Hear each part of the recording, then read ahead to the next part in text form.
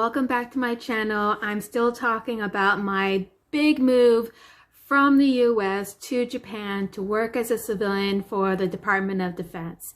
If this is something that's interesting to you, if you're thinking about this or if you're going through it as well, I hope this is helpful. In this video, I'm going to talk about all of the lovely allowances. What are these allowances, and first of all, why are they being offered? If you're a civilian and you're going to pack yourself up and potentially your family and move them from the United States to a foreign area for the purpose of working for the federal government, that's a big ask. And that's a big, hard thing to do on your own. So the potential new employer, the federal government, makes things easier for you, and the incentives are in line with the big ask of moving overseas. Now, if you're really into traveling like I am and super nomadic, maybe it's not that big of an ask for you, but maybe there's other reasons why it is a big ask. So there's things that the federal government does to make your life easier so that they can staff these civilian positions with really qualified personnel. All right, let's get into it. Here are all of my allowances that I qualified for based on my situation. I get an accumulation of 360 hours of annual leave. That is pretty cool. I get accrual of home leave. What is home leave? This is something that I saw when I was in the Peace Corps. So when you're in the Peace Corps as a volunteer, you're there for 27 months. And then you can extend it for a third year, and before you start your third year extension, you can go home with that plane ticket paid for by the Peace Corps for about a month, and then you can come back recharged and with your suitcases full of all kinds of goodies. And that is home leave. I get the same thing over here. I get to, after 24 months of continuous service abroad, I get to go home for a short time to recharge and then come back and finish things off strong. I get advanced pay, which is intended to ease the financial burdens of the transition period. This is something I think of as an interest-free loan to myself. This is pay that I have not earned yet, and I get that money to me up front as a nice lump sum, and then I pay it back over the course of 26 pay periods or 1 year. Foreign transfer allowance, that is me staying in a hotel room after all my stuff has been picked up by the movers and I've moved out of my place, and you get 10 days for that. Temporary quarters subsistence allowance, that is when you are post-side in the foreign area and you have yet to move into your new place, so you're staying in a hotel room. And living quarters allowance. This is the all-important one. This is money directly to me based upon my lease and how much my rent is to pay for my rent. And we will get into that a little deeper in a bit. Post allowance.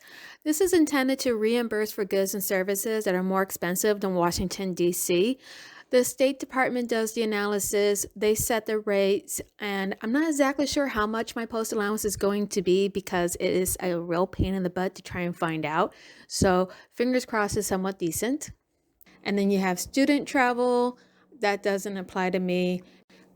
And the transportation agreement. To me, this is also an important one. This is movement and storage of my household goods and personal effects. They come, they pack, they ship it, and it gets delivered to my new place and they unpack it. This is amazing. This is my first time moving overseas with all my stuff because I would never be able to afford this on my own. And as an incentive, pretty big incentive, I got the transportation agreement. Yes. Let's dig a little deeper into the living quarters allowance. This is funds to you, directly to you, to pay for rent and living costs while you are abroad. How do you figure out how much you're going to get per month? Well, first you need to figure out your quarters group. And to do that, you come over here to defensetravel.dod.mil and you look at the frequently asked questions for living quarters allowances. And under question 4, you have this nice little chart. And you look for your pay scale. I am a GS, and I'm down here in the 10 to 13 range, which means I'm a quarters group 3. Okay, good to know your group. Now what? Now you pop on over here to the State Department, and they have this lovely chart. Go back to the top. Office of Allowances. These are the guys who are going to do the continuous reviews of cost of living in all these different posts around the world, and they make the adjustments and the determinations of how much everybody gets. So what we have is your country, your post name, and your groups, and it's broken up between with family or without family. So I'm looking at without family, group 3, over here on the right. So click the J for Japan at Sugi. I'm looking at $36,400 per annum. And if you want to know what that is monthly or paycheck by paycheck, look at how many pay periods there are in that year. It's usually around 25, 26, and divide it by that, and that's how much you get per paycheck. Now, the housing office here on base sent me this lovely chart. It is not broken up by group, it is instead broken up by pay grade. And they told me that I am an O3 or equivalent to an O3. So I'm looking at 195,000 yen or $1,942 to go towards housing. And you also get an allowance for utilities, again, based on dependents or without dependents. And here's a really important thing to know when you're moving. You need to have, for Japan, 4 months rent set aside to move into an apartment. And this is paid by you out of pocket and reimbursed by the government later.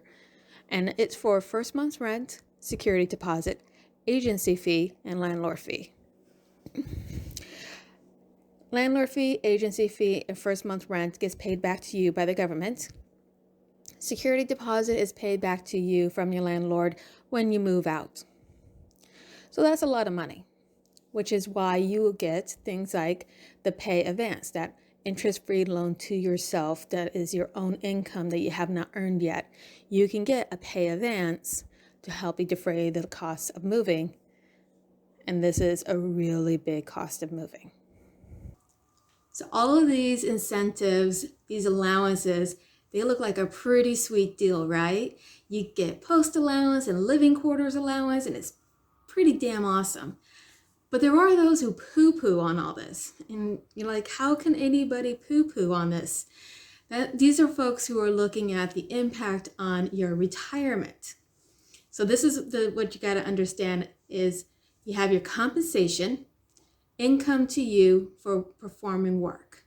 And then you have these incentives and allowances, which are outside of your compensation, your basic pay. When it comes to doing retirement, you set aside a certain percentage of your income, and the employer matches that with another contribution into your retirement account.